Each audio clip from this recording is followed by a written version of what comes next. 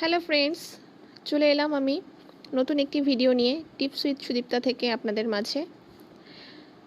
তো আজ আমি আপনাদের সাথে শেয়ার করব নতুন আরেকটি টিপস। সরিষার তেল। বাজার থেকে আমরা বোতলজাত সরিষার তেল কিনে আনি, তবে সেটা ভেজাল না খাঁটি এটা কিন্তু বোঝার কোনো উপায় থাকে না। তো আজ আমি আপনাদের সাথে 3টি টিপস শেয়ার করব, যাতে করে সরিষার তেল খাঁটি না ভেজাল এটা বুঝতে আর কোনো অসুবিধা না থাকে। তো চলুন ভিডিওটি শুরু করা যাক। আর আপনি যদি আমার চ্যানেলে নতুন হয়ে থাকেন তো অবশ্যই একটি লাইক দিয়ে চ্যানেলটা সাবস্ক্রাইব করে নিতে ভুলবেন না। তো প্রথম টিপসের জন্য যেটা করতে হবে, আমরা একটি বোল নিয়ে নিব। এখন আমি এর ভেতরে কিছুটা সরিষার তেল ঢালবো।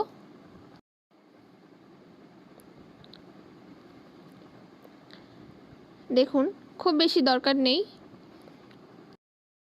তো এখন এই তেল ভরা বোলটিকে ফ্রিজে রেখে আসতে হবে এবং কিছুক্ষণ পর এটা আমি বের করে আনব। তো এতে যদি সর পড়ে তাহলে বুঝতে হবে যে তেলটিতে ভেজাল আছে। আর তাছাড়া তেলটি যদি জমাট বাঁধতে শুরু করে তাহলেও বুঝতে হবে যে তেলটি খাঁটি নয়।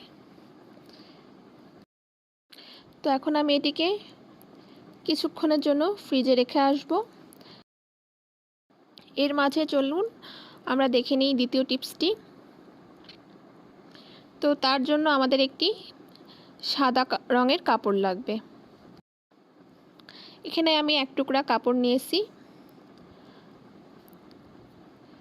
এটাকে আপনারা এক ভাঁজ করেও নিতে পারেন, আবার দু ভাঁজ করেও নিতে পারেন, এতে কোনো সমস্যা নাই। এখন এই কাপড়টির ওপরে আমি কিছুটা সরিষার তেল ঢেলে নেব।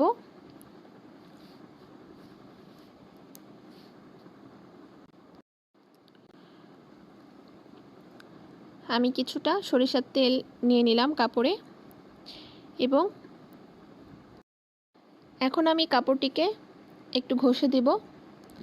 ঘষে দেওয়ার পরে যদি দেখা যায় যে এটিতে কালো কোনো দাগ পড়েছে তাহলে বুঝতে হবে যে তেলটিতে ভেজাল আছে।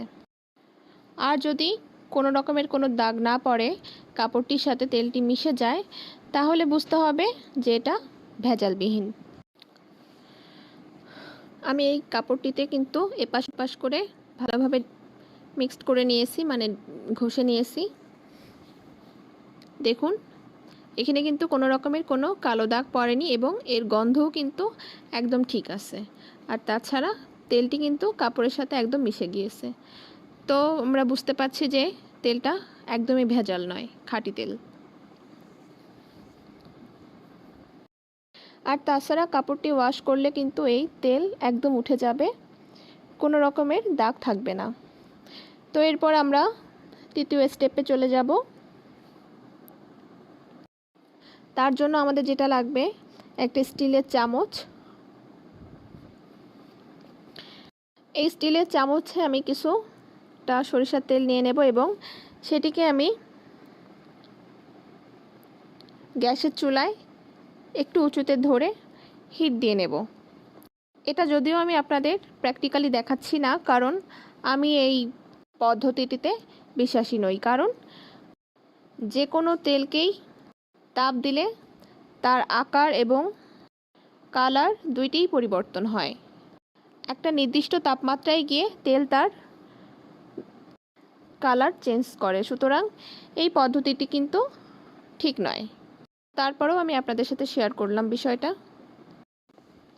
এর মাঝে আমি সেই ফ্রিজে রেখে আসা তেলটি নিয়ে এসেছি এবং দেখুন, তেলের ভেতরে কোনো রকমের কোনো পাতলা আবরণ বা তেলটি কিন্তু জমাট বাঁধে নাই। তো বোঝাই যাচ্ছে যে আমাদের এই তেলটি একদম খাঁটি সরিষার তেল। তো আপনারাও বাসাতে খাঁটি সরিষার তেল চেনার জন্য এই পদ্ধতিগুলো অ্যাপ্লাই করতে পারেন। এতে করে ভেজাল খাবার থেকে নিজেদের স্বাস্থ্যকে রক্ষা করতে পারবেন। তো ফ্রেন্ডস, আজকের ভিডিওটা এখানেই শেষ করছি।